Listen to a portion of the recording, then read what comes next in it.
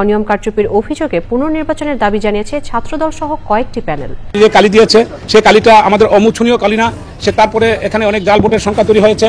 এই সমস্ত কিছু আমার হলে নিজের মধ্যে দেখেছি। ছাত্র জনতা যে স্বতঃস্ফূর্ত গণঅভ্যুত্থান, এই গণঅভ্যুত্থানের পরবর্তীতে তারা হঠাৎ করে হেলমেট খুলে বেরিয়ে আসে।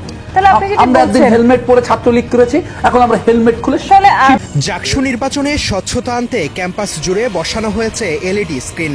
ভোট গণনার সরাসরি চিত্র দেখানোর কথা থাকলেও বড় পর্দায় এখন চলছে মোবাইল গেম। এমনই সব নানা অনিয়ম প্রকাশ্যে এসেছে জাকসু নির্বাচন ঘিরে। রাত পেরিয়ে আবার রাত হতে চললেও 17,000 ভোট গণনা শেষ হয়নি। 3টি ব্যালট বাক্স চুরি, অতিরিক্ত ব্যালট পেপার ছাপানো, এমনকি ভোটের কালি নিয়েও উঠেছে চাঞ্চল্যকর অভিযোগ।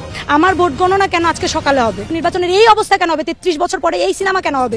1 ঘন্টা মাঝখানে তারা কালির ছিল না কোনো। 1 ঘন্টার মধ্যে অনেকে প্রায় 100 জন ভোটারের মতো প্রায় কালি না দিয়ে, হাতের মধ্যে কালি না দিয়ে তাদেরকে বের করে দিচ্ছে। শহীদ সালাম বরকত হলে টোটাল ভোটার সংখ্যা 299 জন, কিন্তু সেখানে ব্যালট পেপার পাওয়া গেছে 400টা। এই যে 101টা ব্যালট পেপার অতিরিক্ত কেন পাওয়া গেছে, সেটা ওই হলের যিনি দায়িত্বে আছেন তাকে জিজ্ঞেস করা হয়েছিল, কিন্তু তিনি কোনো সদুত্তর দিতে পারেন। ভিন্ন হলে এই যে কালিটা, এটা কিন্তু দেওয়া হচ্ছে না। এই কালিটা কিন্তু প্রমাণ যে আমি ভোট দিয়েছি কিনা। এসব অনিয়মের অভিযোগে ক্ষোভ প্রকাশ করেছেন বিএনপি নেতা ও ব্যারিস্টার ফুয়াদ। তিনি বাংলাদেশকে চোরের দেশ হিসেবে ঘোষণা করেছেন। ভোটের ব্যবধান দেখেন কি পরিমাণ ভোটের ব্যবধান। সেই সোনার বাংলায় আপনি আশা করতেছেন জাল ভোট হবে না, ভোট কেন্দ্র দখল হবে না। সোনার বাংলা এটা চোরের দেশ। পলিটিক্স করে ইউজুয়ালি সমাজের সবচেয়ে খারাপ লোকগুলো এখানে পলিটিক্স করে।